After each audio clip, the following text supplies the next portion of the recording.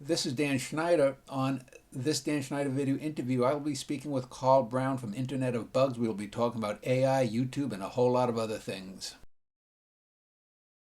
Internet of Bugs is a website and a YouTube channel run by Carl Brown. I like to give my guests a few minutes to describe who they are, what they do. So welcome, Carl. If you could just give a little background for people who don't know you, nor your website, nor your YouTube channel, on who you are and what you do. Sure, I'll be happy to. So I have been an internet developer since the late 80s. My career has kind of mirrored the internet as it grew. I've done consulting stuff. I've done a bunch of other stuff. Lots of web development. I've done some mobile development. And then not too long ago, I was talking to my daughter, who was a freshman in college, and she had some friends that were freaked out because they were afraid that by the time they got out of college, there wouldn't be any computer jobs anymore. And so I said, okay, I will, write up a thing to tell people, that AI is not going to take all the jobs. And she said, Dad, no one my age will ever find or read your blog. So I ended up putting a couple of YouTube videos up. I figured I would get, as many subscribers as her university computer club had. And turns out I hit a nerve, and I'm up to over 100,000 now, last I looked. So it has been a wild 2 years of mostly pushing back on AI claims, largely about the software world. Yeah, I just stumbled upon your site a couple of months ago. Most of the videos you see on AI, it's either total dystopia, it's The Matrix, it's Terminator, or at best it's Forbin the Colossus Project. On the other hand, there are other people. It's going to be utopia. We'll all have personal robot masseuses and that kind of thing. And it seems to me such. And I'm from New York, if you couldn't tell by my accent. It seems to me like such a scam. It just seems like a giant three-card Monte kind of thing. And yet your videos are one of the few that talk in a very down-to-earth manner about the things. It isn't full of hype. It's just someone who has an idea about these things, who's done these things, and it's just like any other technology with little things here or there. So first off, is the idea of a coming Armageddon the thing that you deal with most when you talk to people about this? The thing that people are the most concerned about, especially in my world where I'm mostly talking with software people and programmers, that kind of stuff, most people that are worried the most about jobs. Mm-hmm. And is AI going to replace all the jobs, and are we still going to have jobs, and is there going to be anything for us to do, and that kind of thing. So that's the less than the it's going to take over the world or it's going to kill us all, is more the are any of us going to be able to make a living anymore? So the very term artificial intelligence, or AI, has a very specific meaning. And yet, when we talk about AI, we're talking about these chat GPTs, these Groks, and from what I've ever read, that's not even really real AI. Right. So can you just give sort of a nuts and bolts, what is artificial intelligence and what is not artificial intelligence? So what has happened is that the AI companies, OpenAI, Grok, whatever, they have very cleverly for them glommed onto this term artificial intelligence, and they have kind of co-opted it to mean what they're doing, what it actually has meant historically does not line up with what they're doing at the moment. I actually have a video where I basically go through the different definitions of how the word AI is used, but classically artificial intelligence was the idea, the concept of making a machine get closer and closer to being able to do all of the mental capabilities of a human. And then that AI term got incorporated into science fiction, right? And it became, the thing you heard about in the Terminator and the thing you heard about in the Matrix and that kind of thing, right? And so you've got this corpus of understanding that people think they have based on what they've seen in the movies. And then the current crop of companies came along, and I think they started with the idea that they were going to make that sci-fi AI but they haven't, and doesn't look like at the moment they're going to get there anytime soon. But because they were trying to get there, they called themselves AI companies. And now we've gotten to the point where when people say AI, they mean these chatbots, which is very much not what the Terminator or the Matrix or that kind of thing is. And it's very convenient for the folks that are in what's currently the AI industry, because they can say AI will do X, and it's not at all clear whether they're talking about their current product will do X or some hypothetical future product will do X, right? And so you can't really say, hey, you lied to us about what this thing was going to do. They're like, oh, no, I was talking about like eventual AI was going to do that, not the AI we're working on right now is going to do that. So it's kind of a get out of life free card to some extent. So from what I can tell from LLMs, they basically are like shooting a billion darts at a dartboard. You say something. You say, "Hi, my name is Carl. I'm going to the delicatessen for a sandwich." Their response is they're shooting darts for each word to try to get the word that is most likely connected to what you've said in a vague manner and get close as possible, rather than actually having a conscious understanding. And so that's the analogy I'm using. Is that somewhat correct of what these LLMs are? So the way I would describe it is the LLM. So the same way that you've got this autocomplete on your phone that sees the few words that you've typed and says, okay, I bet this is going to be the next one, right? What these LLMs do is they basically say, all right, I have been trained on, or it has been trained on pretty much everything that's on the internet. And then you start typing in, and what it will do is like, okay, so someone's telling me a story, or someone's telling a story about whatever you typed in as your prompt. And what it's trying to do is saying, okay, based on what's all the stuff I've seen on the internet, what would be the next logical thing to happen in this story? Mm-hmm. Right? And it doesn't know what's true, and it doesn't know what's correct. It just is doing things, not necessarily the most likely thing. There's a feature, a dial called temperature, and the higher the temperature you turn up on the AI, the more random the next word is. And so some of them seem to be more creative because the temperature is higher. But basically, it will decide what the next word is, and then based on that word that it decided, it will decide the word after that, and so on and so forth until it thinks it's done, which is the point where, judging by the patterns that it has read about on the internet or has been memorized on the internet, that's about where the thing it would have read on the internet would have stopped. About 4 or 5 months ago, the only time that I ever used an AI, it was on Google. I don't know what the name of it was I was looking up something. So I Googled like AI will not kill us all, or something like that, or AI is not the power. And the response was, "Dan, you seem depressed."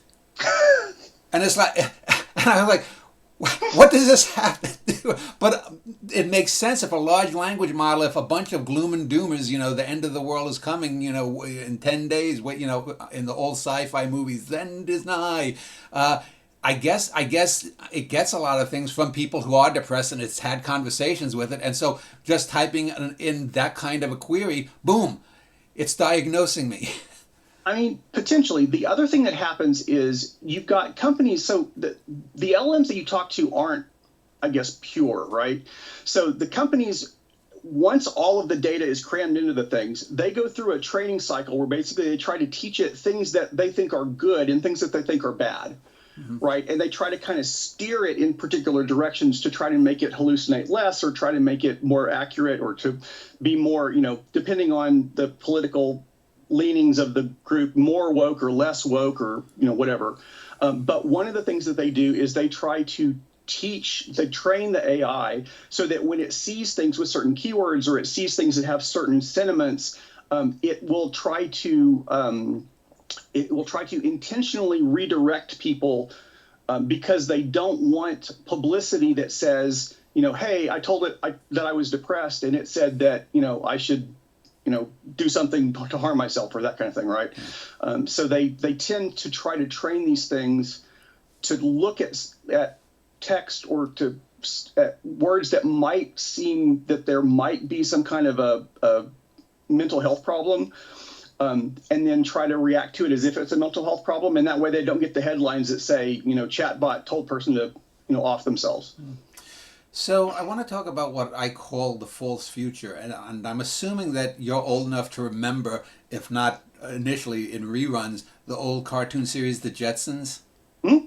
So you remember in The Jetsons they had Rosie the robot, who was the handmaid, the maid, and the enduring image of the future from then on was flying cars. We're going to all have flying cars. We should all be flying around in cars. There's no concept of an internet or social media or this kind of thing. But the future was flying cars. And even if you look back to like the World's Fairs of the 40s and the 50s, that was the future, flying cars.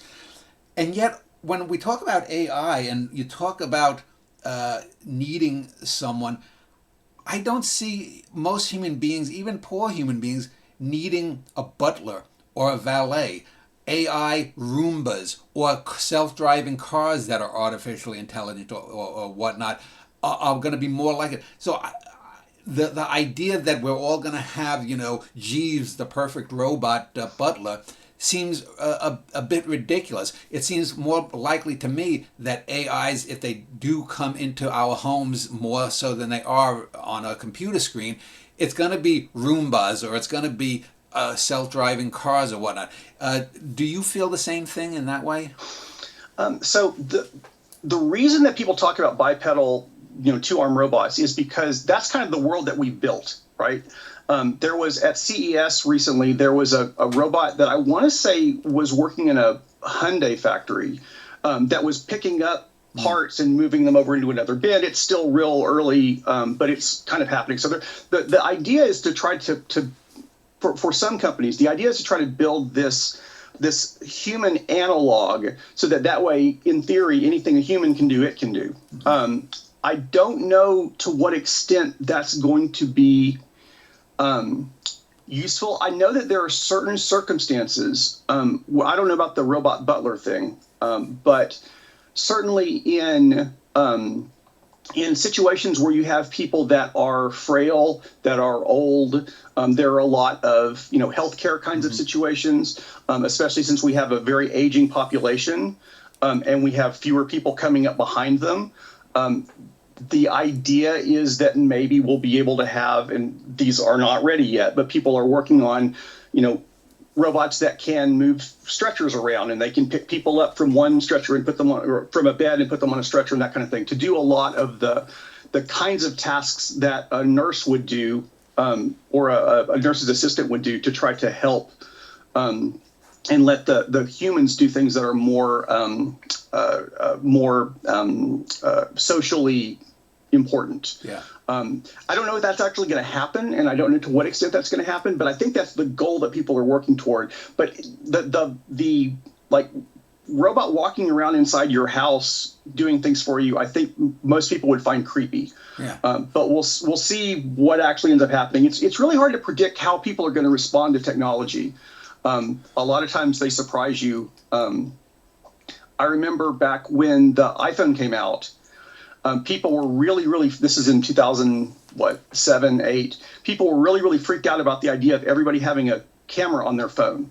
People were afraid that everybody was going to be taking pictures and all that kind of stuff. And there were a year or two where everybody was like, you're not allowed to walk into this building with a camera. You can't come in this gym with a camera and that kind of thing.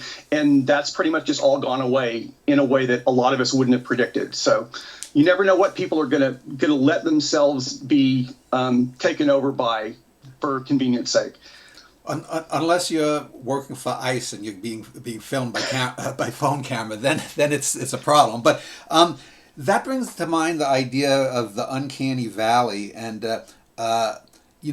there's also the idea of purpose in a human life. Most human lives. Most people are not going to be Da Vinci. They're not going to be Einstein. They're not going to be making the great breakthroughs. They may be, good at whatever they're doing like you are. They may be good at this, that, or other thing. But it seems a lot of it is a lot of superfluous stuff. And it seems the only thing that if I were to bet that you're going to have robots that are humanoid in. I saw this video with Japanese making these. I guess you'd call them cyber comfort girls, and so we're going to have a lot of pornography, and we're going to have a lot of sex bots for the neckbeard and incel types that, you can order up, Sally Mae, and, she'll cook for you, she'll clean for you, and she won't give you back talk or whatnot. What, does that enter your thinking? Well, I mean, so what? Okay, so from what I understand, not having personally experienced this, there has been a trade in, sex dolls for much, much longer than there's been AI, right? So I would expect that to continue. What I am more concerned about is we're starting to see more of these AI companion type things, right? And right now, for the most part, they're limited to audio and text. But we've heard about these AI psychosis episodes where people are convinced that the AI is, has fallen in love with them, or they fall in love with the AI, or that kind of thing. We're reaching very quickly the point where it's going to be possible to create an avatar, right? Depending on how realistic, but like imagine that I'm old, so the thing that comes to mind to me is like a newscast, right? So you've got this artificial person that is the shape and the color and the gender and the voice and the hair and all that kind of stuff that the user wants, who's sitting as if they were talking with them on a camera, and then there's a box that can pop up to show them things, and that avatar, that virtual person that's sitting inside their screen, will curate their day, will tell them when their next meeting is, will read the news to them, will read their Facebook feed to them, will show them video, ask them what kind of video they want to see, show them the video, come back to the person, that kind of thing. That's kind of one of the variants of the AI agent. And then when Sam Altman recently said that OpenAI was going to start age gating people, and they were going to start adding erotica to the output of ChatGPT, that's kind of where my mind went, right? So having this virtual person inside your screen that can not only, be your, window on the world, but also be your, AI companion, and have, I don't know what kind of, I don't know, it wouldn't really be phone sex, but you know what I mean, right? Yeah. There'd be some kind of a erotic relationship back and forth.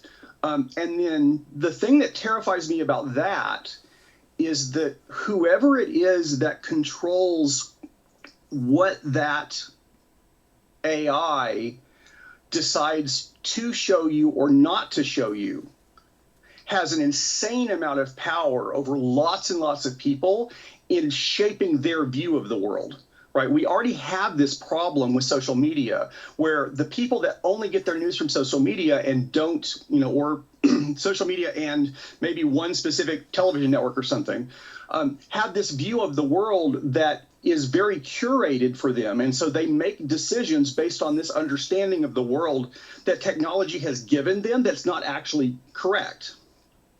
And the more that the AI gets between these people and what's actually happening in the world, the easier it's going to be for companies or billionaires or governments or whoever to shape people's opinions about what they ought to do in the world and what's actually happening in the world. And that's that's a recipe for 1984 and Animal Farm and, Brave New World kind of stuff.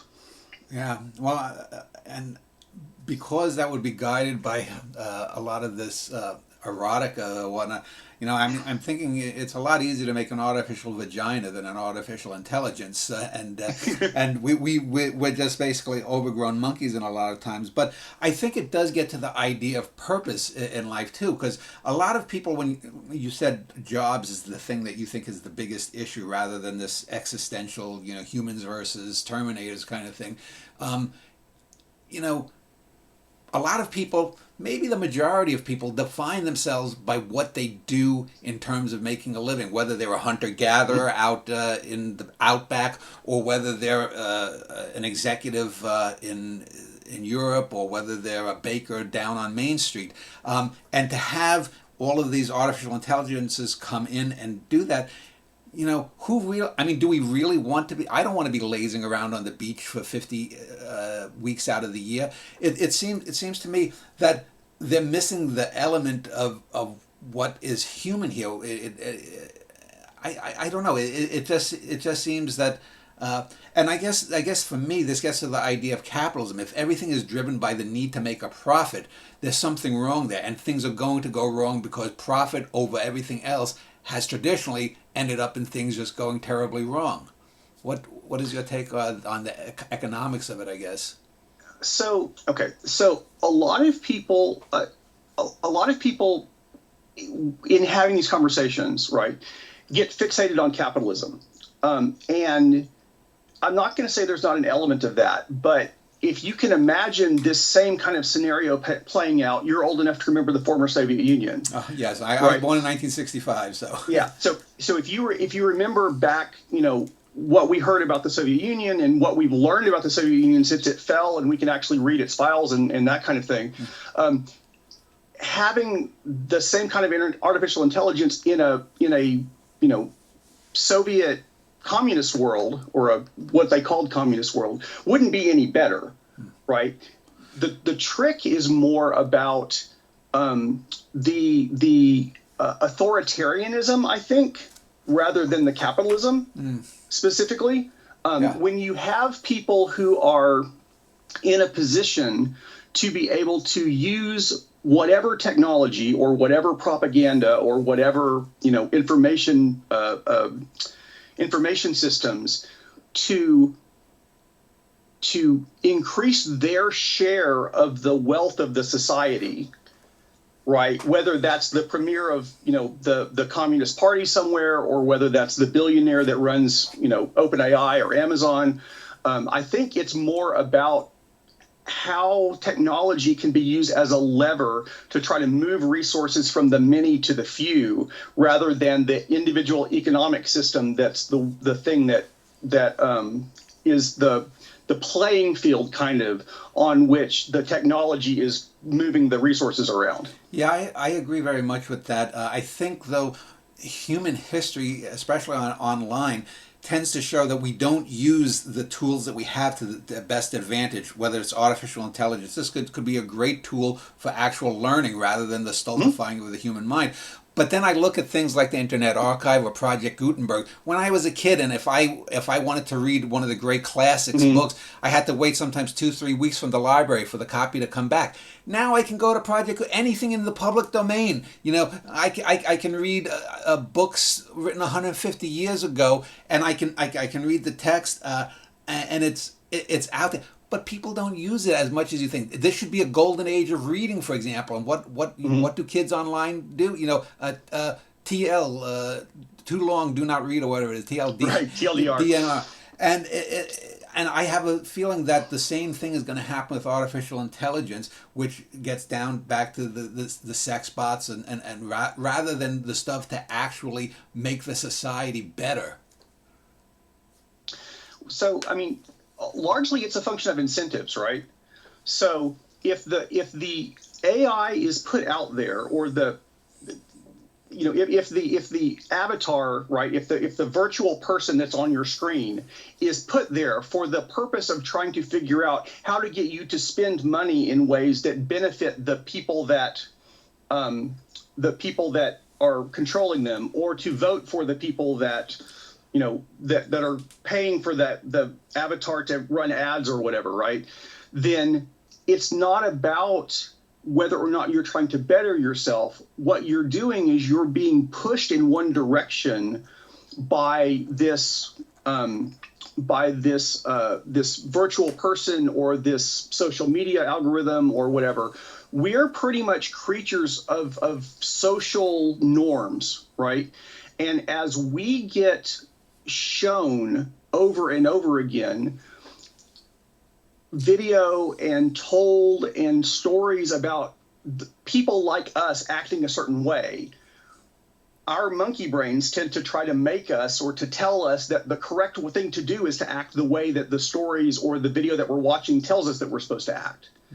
Right? And so if we had these systems, whether they're social media that we have now or whether they're the virtual people in the future, that encouraged us to read great books and to write our own books and to create art and to consume art and that kind of thing, I think we would end up with a much different society than if the goal is to control everyone so that the resources of the most people end up being concentrated in the hands of a few people who have access to the keys to change that technology or to control that technology.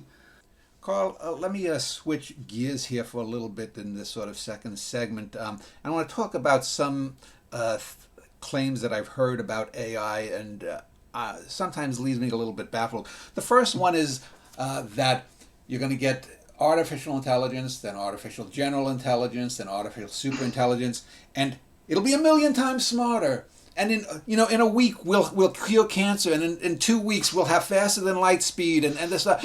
And I'm thinking to myself, what does 1,000,000 times smarter than your average human really mean? Are we 1,000,000 times smarter than ants? You look at certain types of ants; they can build magnificent structures that are in many ways hardier than what we build. Termites, social insects, bees, honeybees, and all of these social animals do things to a certain degree. But I'd hardly, I mean, maybe we're, dozens or hundreds or maybe a couple of thousand times smarter. What exactly do they mean by 1,000,000 times smarter? It seems to me an incipient religion. Very much so. So part of the problem with this whole thing, right, and this is true of chatbots and it's true of AGI and it's true of the idea of artificial intelligence, is we can't actually decide on what smart means in this context, right? There's the old quote about, if you judge a fish by intelligence by its ability to ride a bicycle or climb a tree, yeah. Right? The idea, we don't really understand. I mean, we had a project, I don't know, 10, 15 years ago that was trying to map the human brain. It was kind of the brain version of the Human Genome Project, and it failed. Mm-hmm.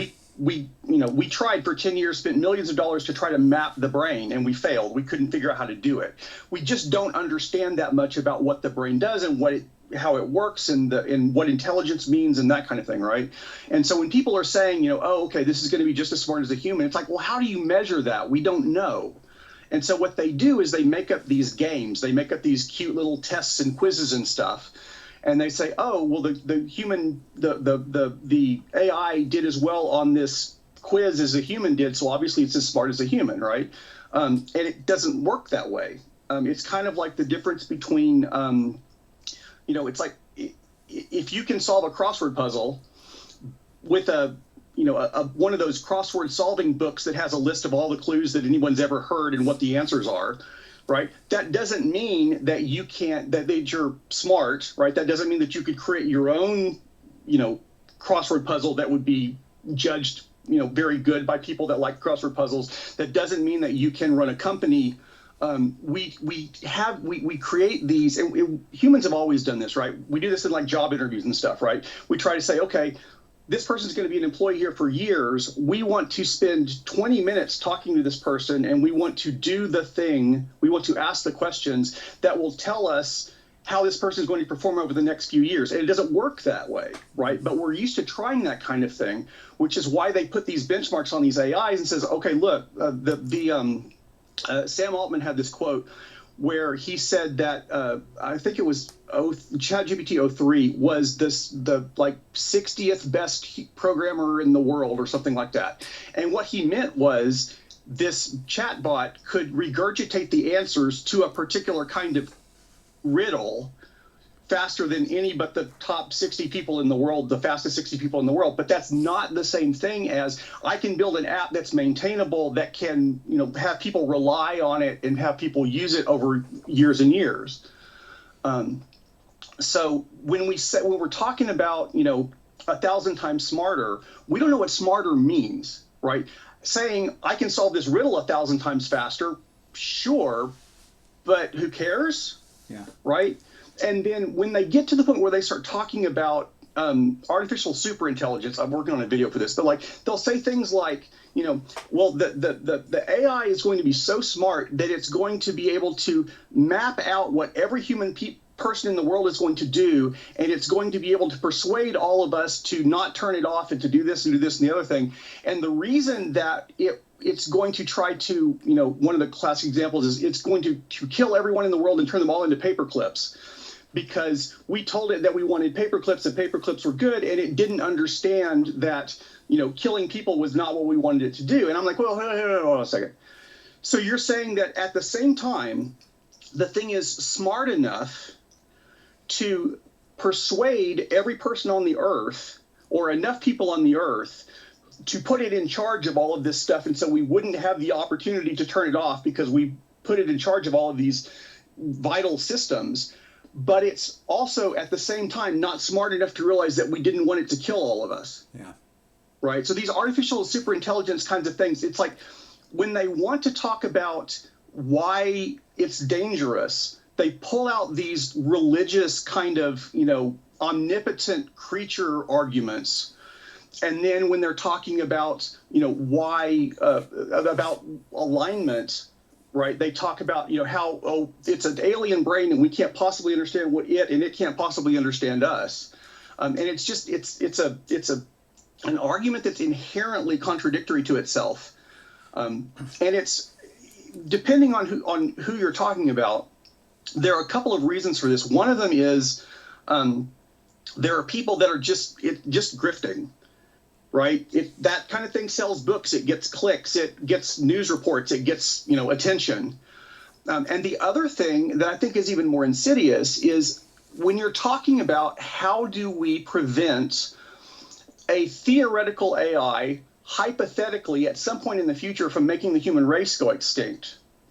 And you put a bunch of people in the room and you say, okay, what regulations should we create right now in order to prevent this hypothetical future from happening that we have no actual evidence or no actual trail of what the breadcrumbs would be between here and then? What should we prevent in order to keep this from happening, right? What you're going to get is a lot of chaos and a lot of people arguing back and forth because they don't agree on the same definitions.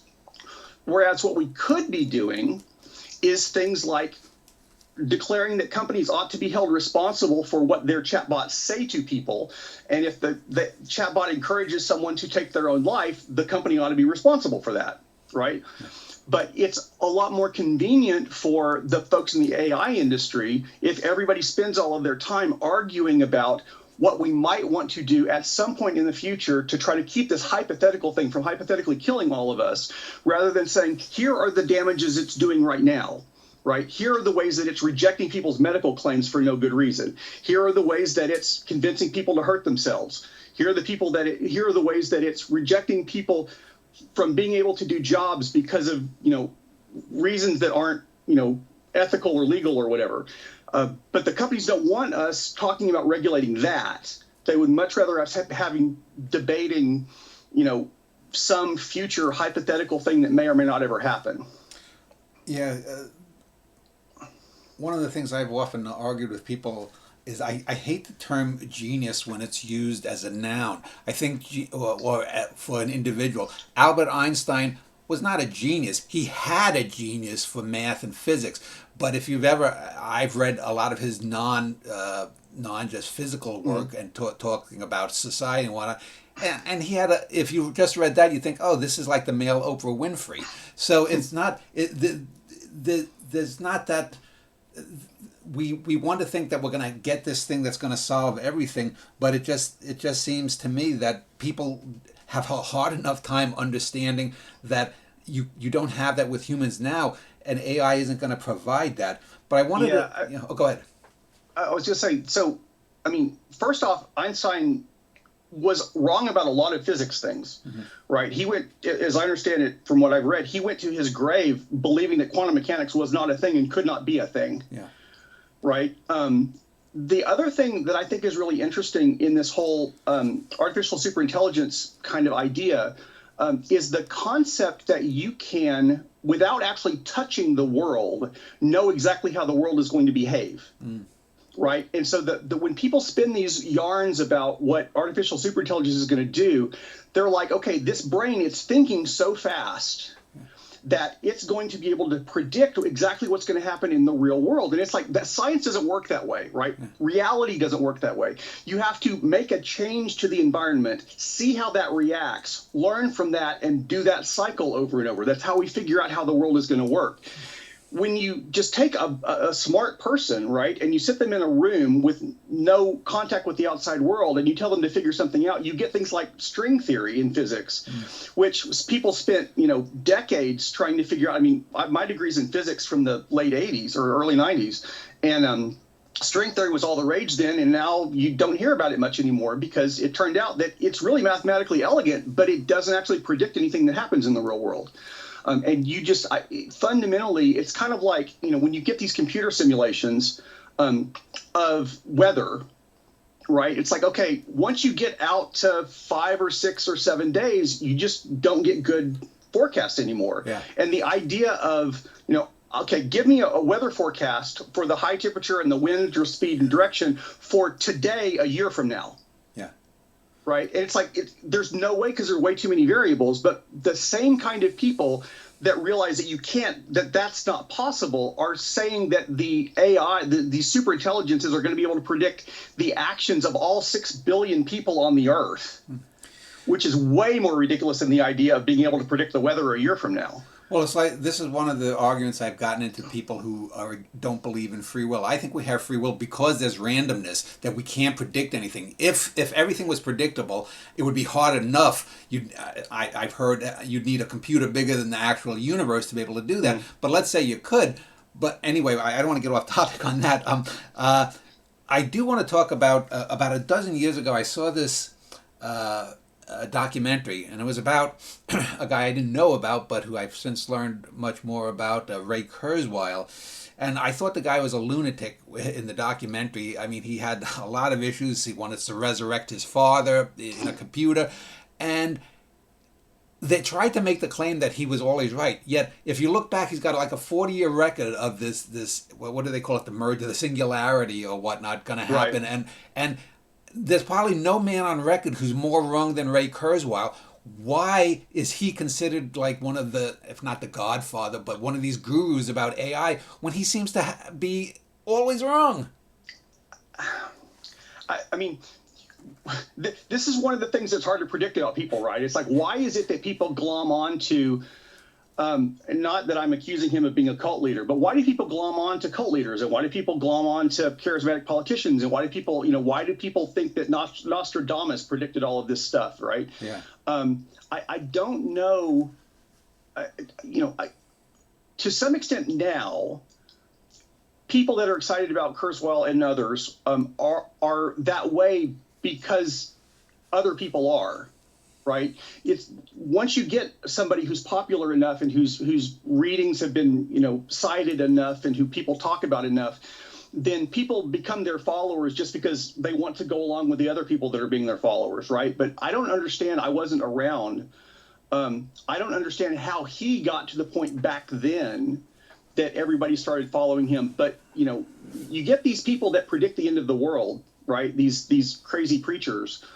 And it's, every time it's like, okay, the end of the world was supposed to be today. Okay, I miscalculated. It's really supposed to be 6 months from now. And the vast majority of the people that are following them go, cool, we'll just do it in 6 months, right? Yeah. And just once people lock into, I want to believe this person, then, when reality makes itself apparent, they'd rather deny reality than deny the fact that they've been following the wrong shepherd. So with artificial intelligence, are you familiar with the term philosophical zombie?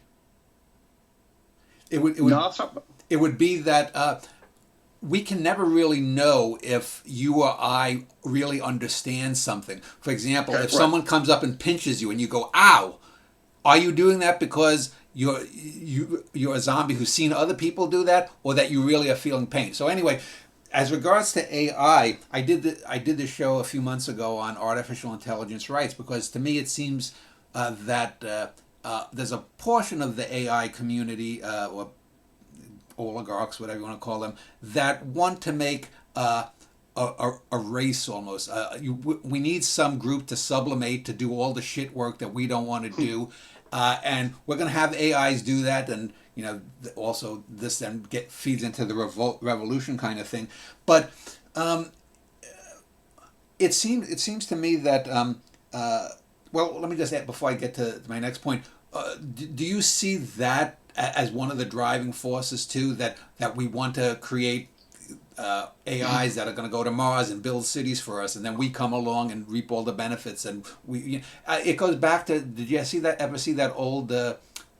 Well, Star Trek did a number of episodes with like Data when he right. got rights, and then the holographic doctor was they made hologram slaves. I haven't seen much of the newer Star Trek, but do you think that that's one of the goals for a lot of these developers?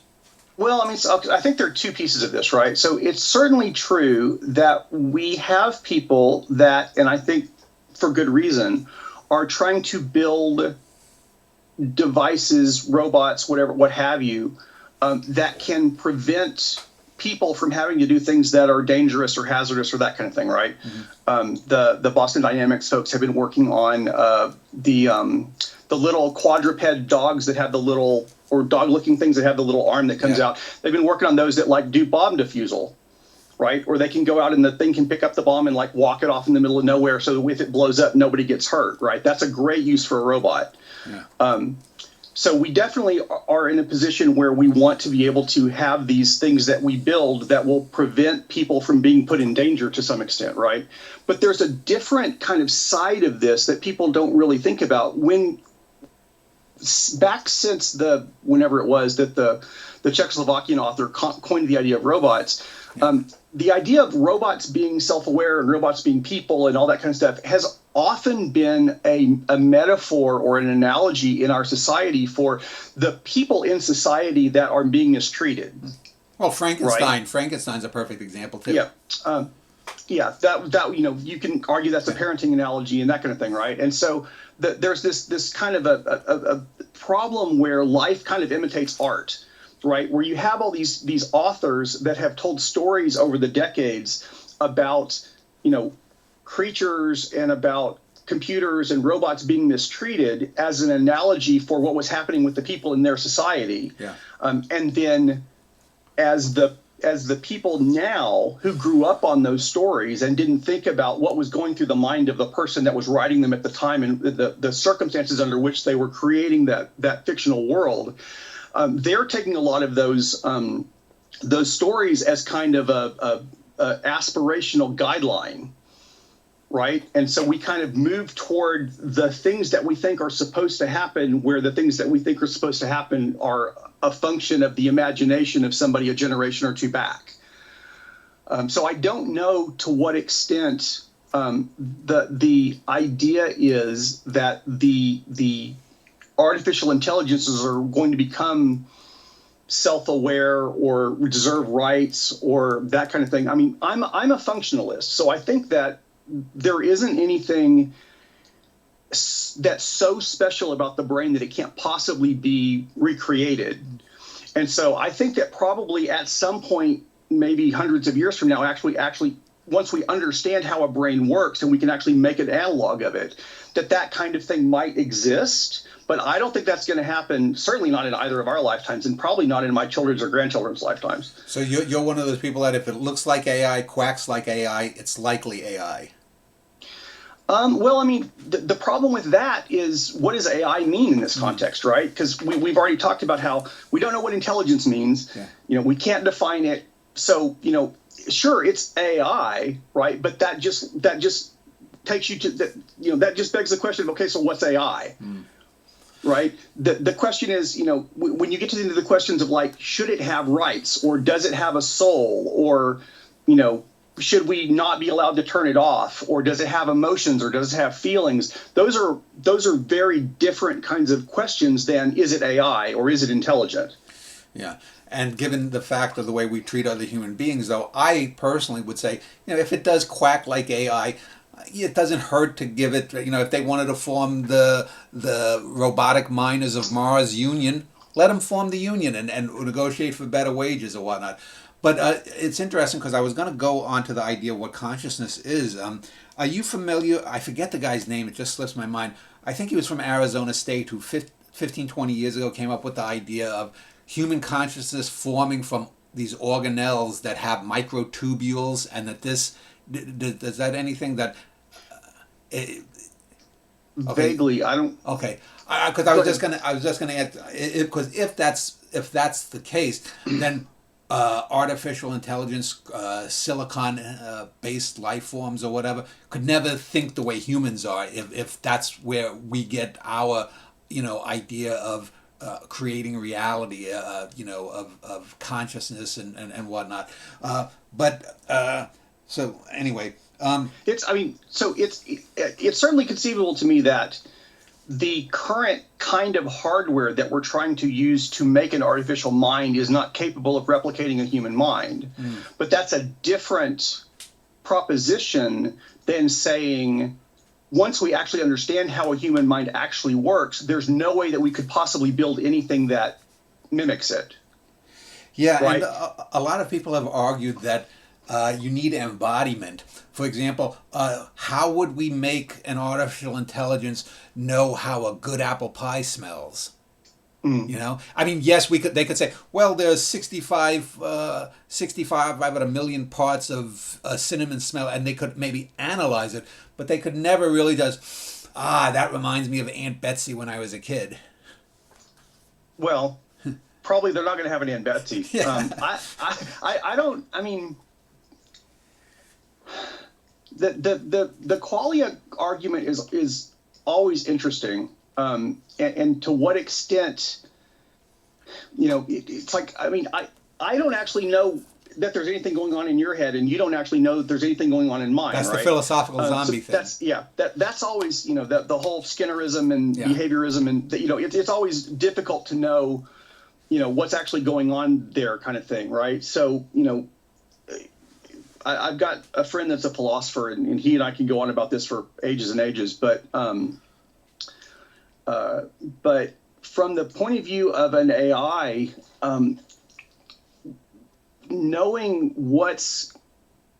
trying to decide at what point that AI is conscious, right, is gonna be really difficult. And I remember back, so I was raised reading, the works of like Alan Turing and people proposing the Turing test about, if the computer can trick you into thinking it's a human, then, it doesn't really matter. It might as well be, right? Well, it turns out that that's not the case, because now we have these chatbots who, largely can trick a lot of people into thinking that they're human. But that doesn't mean they can write code that's actually stable. And that doesn't mean they can actually write a novel that anybody actually wants to read. Right? So there's a lot more to being human than just, in a 30-minute exercise, you can trick somebody into thinking that you're human by spitting words at them. But we don't actually know what being human actually means. Yeah, a lot of these tests are very one-dimensional. It's like the mirror test, that I can recognize that that's me. Right. Well, some primates can do it. Some octopuses can do it. Some ravens and crows and cicadas. But by the same token, there are some animals. There have been some. I've read that, and I know I have 5 cats. That sometimes a cat will recognize itself. Sometimes it'll be not. But it's not because it's stupid. It's just it doesn't. It's not part of their daily thing. So, how can you really tell? I wanted to talk, though, about, because I work in the retail industry, and artificial intelligence has taken over a lot of the ordering, and generally it's terrible. We both live in the Austin area, so just the last week or so of icing and stuff, how many of the supermarkets are out of things. And instinct is missing. You can have all the numbers in the world, but numbers aren't the things themselves. You don't know, for example, the artificial intelligence will not know about the dates and how far out, 4 or 5 days, how things sell or don't sell. It won't know about positioning on the shelves to the degree that the person there knows. And The same thing, even more so, I would think, would be in like doctors, because I would like to have a human doctor there, especially someone who's got 25, 30 years doing what they're doing, because they can make leaps of illogic. It's called negative capability. John Keats came up with the idea that you can take two things that seem unconnected, connect them, and then people say, oh yes, all along it was like that. I don't see that artificial intelligence would have that negative capability, that ability, because they don't have the real world experience. And even if they had that real world experience, I'm doubtful that they would have that, because they didn't evolve over billions of years. Yeah, I mean, so it's not unlikely that an AI would be able to take two unrelated things and connect them, right? Whether those two unrelated things that it connected had any bearing at all on the case it was currently looking at is completely open to the roll of the dice, right? They're good at like grabbing a thing from column A and grabbing a thing from column B and slamming them together at high speed. But that's not what you want from a doctor necessarily, right? You want the doctor to actually understand the situation that's being presented to them, and understand the consequences of different treatment options and that kind of thing, right? And the AI, well, you also want a doctor that's got some empathy and who recognizes, okay, this, what one way that we could, cure this is by cutting your arm off, but you probably don't want that, and that's going to be way more trouble than it's worth. The cure is going to be worse than the disease at that point, but there's no empathy on the part of that kind of an AI that would do that either. So you've got the hallucination problem, and then you've got the lack of empathy problem. So there's a lot of issues that we would hopefully have to deal with before we got to the point of putting a AI in that position. Except I know that that's not true, because I know that we're already, well, not we, but people are already putting AIs in the position of deciding whether or not a treatment ought to be covered by insurance or not. And that AI doesn't have that kind of empathy, and it doesn't have that kind of experience. So I'm pretty sure that people are going to be doing it, not because it ought to be done and not because it's going to do a good job, but because it's going to save them money. Yeah, what you just said reminded me of the old joke about a guy goes to a doctor, goes, Doc, my elbow hurts, my arm hurts when I lift it like this. The doctor said, well, don't lift it like that. Don't do that, yeah. Let me talk about something, because I mentioned artificial intelligence, non-robot intelligence, and like things like self-driving cars. One of the ways, I mean, people always talk about now killer drones coming over, and recently Trump was threatened by Iran, that they could take him out like that.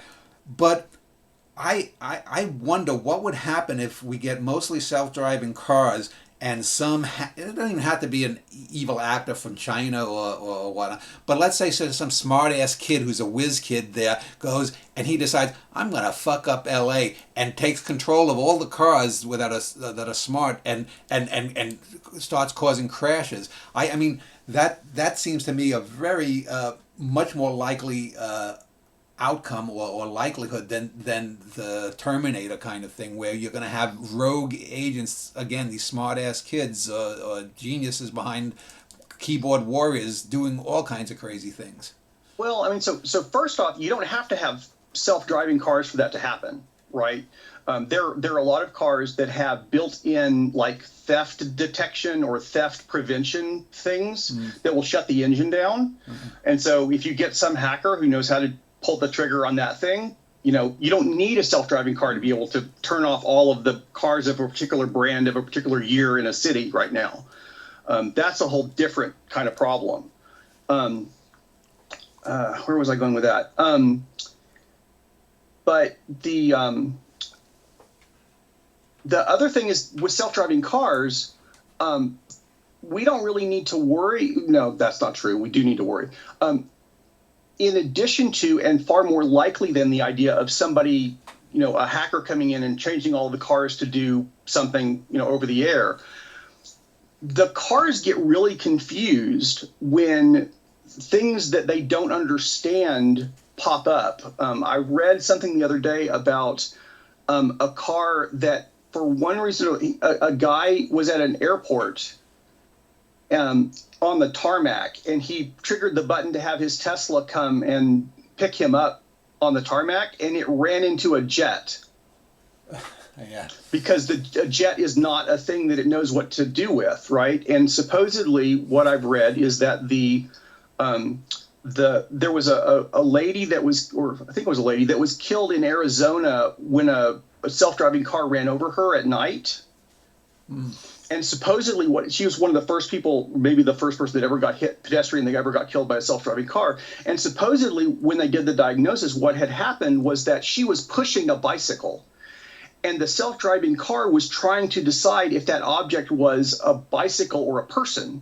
Because under some circumstances, it looked like a person, and under some circumstances, it looked like a bicycle, right? And a person doesn't need to know which of those it is to know don't run over the stupid thing. Yeah. Right? But for the computer, it's like, okay, well, here are the rules for what I'm supposed to do with a bicycle, and here are the rules for what I'm supposed to do with a person. I can't decide which it is, so I'm going to keep trying to decide which it is, and neither of those protocols is going to kick in. And I've read also too, they have problems with reflectivity at night, and also with, because they have a single camera, they don't have a depth of field perception. I mean, different brands have different issues with that kind of thing. Some of them have LiDAR, and so, but there are certainly ones that have that kind of a setup and do have that kind of problem. I saw a hilarious video. It was a few months ago, I think, where there was a truck, a work truck, where there were some utility workers that were driving around replacing broken traffic lights. And in the back of this truck was several, like a dozen or more traffic lights turned off, just stuck in a row in the truck. So they would drive out to cut down the one that was broken, put up the one that was there, right? And there's a self-driving car that drove up behind this thing and freaked out because there were a whole bunch of traffic lights right in front of it. And it couldn't tell if they were supposed to be green or red or what. And so it was like, and there was somebody had taken a video of the screen in the car where it's telling you what it's seeing, and it's like traffic light, not traffic light, traffic light, not traffic light. It was wild, but it's like nobody thought to tell the car what would happen in that kind of situation, and so it has no idea. That brings up to mind the idea. I think one of the things that I find the most disturbing when people talk about artificial intelligence is that they assume that every AI, even let's say if it's even if it's 40, 50 years from now, that every artificial intelligence is going to be a genius intelligence. But, that's like looking at every human being and say, well, every humans on a whole score higher on certain tests than the octopus or the killer whale or whatever. Were you able to get them to write the answers, of course. But there are going to be dumbass computers. They're going to be much smarter. It seems to me that the artificial intelligence, you're going to have some grade A morons, and you're going to have, some super geniuses, if you will. Do you think that? So what seems to be happening is, the latest, maybe not the latest, who knows by the time people are watching this, but there have been recent versions of ChatGPT, for example, that have, the first thing you talk to is what's called a router. And that router looks at the query that you're asking and decides, oh, okay, that looks like it's supposed to be a computer question. I'm going to send it to that model over there. And that looks like a health question, so I'm going to send it to that model over there. And my guess is a lot of what we're going to start seeing is models that not necessarily were trained to do a certain thing, but you built this model, you trained it, you find out, oh, okay, this is the thing it does the best at. Cool, we'll send those kinds of questions to it. That model over there tends to be better at this kind of question, so we'll send those questions to it. So you're going to get, I think, a lot of different models, each one of which is the best at the thing that it's supposed to do, and then there's a thing in the middle that's trying to figure out which one of those to send the question to. That's at least one of the ways that the AI companies seem to be trying to get around the idea that just making the models bigger is not making them smarter about everything anymore, the way it seemed like they were between ChatGPT 2 and ChatGPT 3. Yeah. What about the environmental impact of AI? Well, is it as bad as some people predict? I would guess so, but that's not my expertise, right? So, I mean, so I've done data center work, right? I have read people making estimates about how much each query would cost and that kind of thing.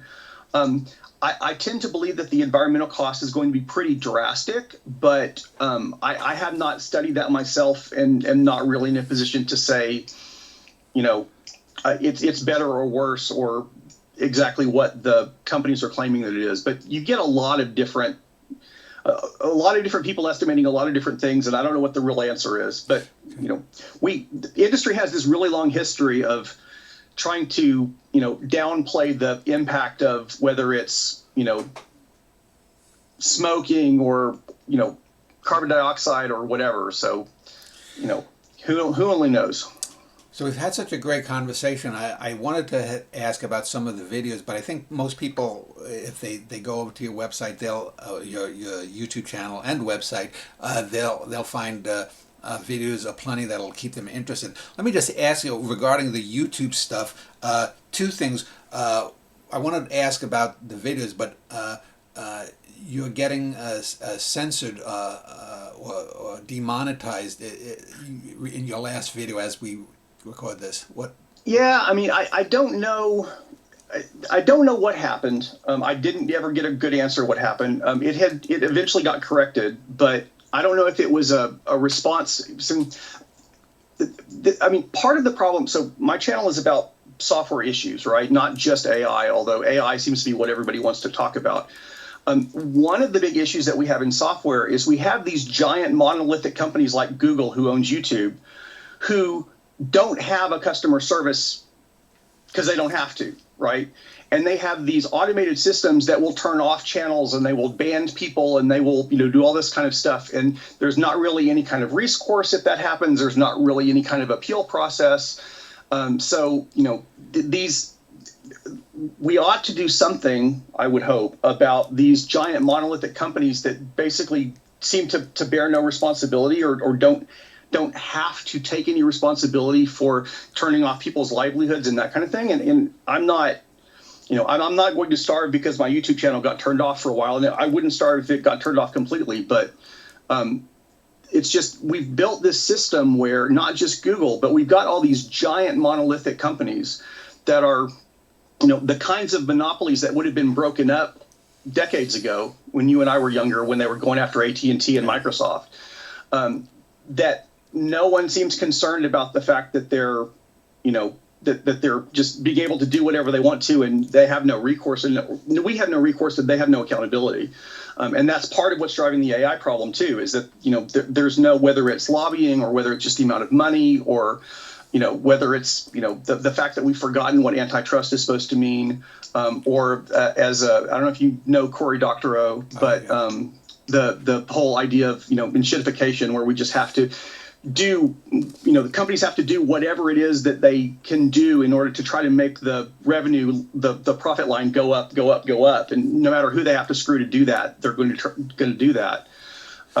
So, I mean, I don't know. I have no idea if it was just a bug, if it was just somebody didn't like what I said and reported my channel as being, inflammatory or something, or because I occasionally say things like, Google is a monolith and ought to be, have to be more accountable. Maybe Google/YouTube didn't like that. I have no idea what happened, but it eventually ended up getting taken care of. So, but I don't know why.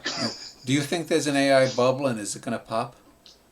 Yes, I definitely think that the amount of money that they are talking about is just there's no way there's not enough money in the systems for people to be able to get the revenue that they're claiming that they're going to be able to get that will justify all the investment that they're making. Mm-hmm. The only way that would happen is if they could actually, replace half of the white collar workers in the world and get the revenue from all of what would used to have been the white collar paychecks. But from what we're seeing, that's not happening. AIs are not getting that much better faster. So I think there has to be a bubble. I think it's going to pop. I think it's going to be really ugly. The trick is I have no idea when, and nobody else does either. There have been a number of bubbles. There was the cryptocurrency thing. It lasted a lot longer than I thought it would. before FTX finally went under and everybody went, oh, maybe this wasn't a good idea. So I have no idea what's going to actually trigger the collapse, but I'm expecting it's going to happen. So I don't see how it couldn't. Regarding your videos, what's the topic that you'd hope you'd never have to make another video about, and what's the one that you always want to go back to? So I am constantly having to make a video about whatever the last crazy claim was from the AI companies. Yeah. Right. And it's this constant, I'm watching these videos, and the problem is real people get hurt by these things, right? When the AI company says, 80% of all coders are going to be replaced by computers within the next 5 years, right? When they said that, 4.5 years ago, and guess what? It's not happening. 4.5 years ago when that happened, or 3 years ago, whenever it was, that caused people, bean counters in companies to say, oh, okay, I don't want to fund this project because by the time it gets ready to get done, the AI will be able to do it. So we're not going to hire these people. We don't need to keep doing this project. We'll just lay all of these people off because by the time we get to the point where this project would be done, we'll just have an AI that does it. It hurts. I've talked to some kids and I've talked to some parents that are in school who are completely freaked out because they're afraid that the kids aren't going to have jobs when they graduate. There are a lot of kids that have just graduated that are having a really hard time finding a job because everybody's saying, well, I don't want to hire a new person if the AI is going to be able to do their job. So when companies make these giant claims about how, we're not going to need people anymore, there are actual real people that get hurt by that. And so I wish that would stop so I wouldn't have to be making these videos that say, no, the AI is not going to take all the computing jobs. And no, don't fire all of your employees because the AI is going to be able to fix everything for you, because it's not going to happen that way. Yeah, it's like an alternate reality. I remember during the COVID epidemic here in Williamson County, where I live, I remember when people started dying of COVID-19, the county people started suddenly, they weren't dying of COVID-19. There was an upsurge, though, in pneumonia, which is a symptom of COVID-19. So it didn't count, those deaths by rogue pneumonia didn't count towards, it's just a shifting game. And this is one of the reasons, getting back to the AI bubble, my gut tells me, and I don't know specifics, but something bad is going to happen. It may not be 2008 bad, much less Great Depression bad, but I think a lot of people are going to be hurt as usual goes on, except the billionaires. Yep. Let me just ask you two final questions, because it's been a great conversation. I want to thank you very much. Thanks for having me. I have to ask you, because people are going to ask. I don't know if you ever explained it, but where does the title of Internet of Bugs come from? Okay, so once upon a time there was a concept called the Internet of Things, which was the idea that every toaster and every light bulb and every refrigerator and everything on the internet or in the world was going to be talking to the internet, right? And so the smart home idea, and basically every car and every appliance was going to be talking to the internet. And they created this idea. They talked about the Internet of Things, where basically there were lots and lots and lots of little devices, electrical outlets, everything was going to be talking to the internet. And a lot of that kind of happened. And then it turned out that a lot of those products, a lot of those pieces of hardware were really, really crappily built. And a lot of them were not only insecure, but were not able to be fixed over the air because they weren't capable of having their software or their firmware upgraded or updated over the air once they were out in the field. And so there were these big botnets where people would take, 10,000 smart light bulbs that were in different people's houses that were all hacked, and have them all attack one site and drive it to the ground by sending too much traffic at it, right? And that caused people to create, and this was kind of the bad side of the Internet of Things. And somebody, and honestly, I can't remember who it was, I could probably look it up maybe, coined the idea of the Internet of Shit. which is basically, the Internet of Things, except most of the things are really, really, or maybe not most, but a lot of the things are really, really, shittily made and are causing more problems than they're worth. Right. And so I kind of took that idea. And when I was thinking about putting my YouTube channel together, I was like, okay, what do I want to talk about? And it's like, okay, I kind of want to talk about AI. I kind of want to talk about software careers. But what I mainly want to talk about is the quality of software has been going down pretty steadily over the last 20, 25 years. For various reasons. I've got one of the early videos I put on my channel shows the graph of the number of severe security incidents, vulnerabilities found that people could use to hack stuff over time, and the line just keeps going up and up and up and up and up. And part of the problem is that the public is not demanding of software companies that those companies should be responsible for the crappy software that they write.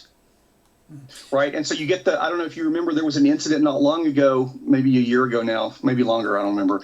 I'm old. But where a whole bunch of airports shut down because there was this CrowdStrike thing that made all the computers blue screen, and like all the flights got shut down and all that kind of stuff.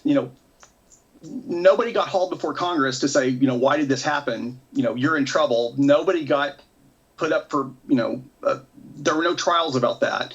Sure, they lost some money, but it's not like Microsoft went out of business. It's not like CrowdStrike went out of business. So the thing that really bugs me, pun not intended, is the fact that there's so much bugs in software, and the software quality has been going down over and over and over again as people get more and more used to just dealing with the fact that software doesn't work half the time the way it used to. And that's where the Internet of Bugs came from, because that's the bugs, the poor software is the thing that I really am the most irritated about. And the reason that I got into AI is because AI creates software that creates more bugs. And so that's the thing that really, that's the biggest threat to the internet and to getting more bugs right now, is that the code that AI generates has lots of security issues and lots of bugs in it. Yeah, it sounds, still. The idea of planned obsolescence, that sounds like planned shitification. Final question, let me just ask you, is there anything that you want to say about artificial intelligence that isn't out there that we haven't covered yet?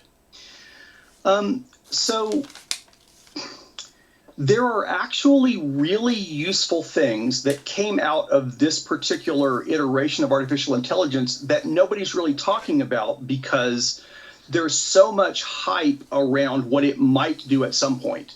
So, for example, one of the things that was really a breakthrough is that people figured out an algorithm in order to teach computers about context. There's this new concept called a transformer that was part of the paper called Attention is All You Need in, I think, 2017, that kicked off this whole round of AI stuff.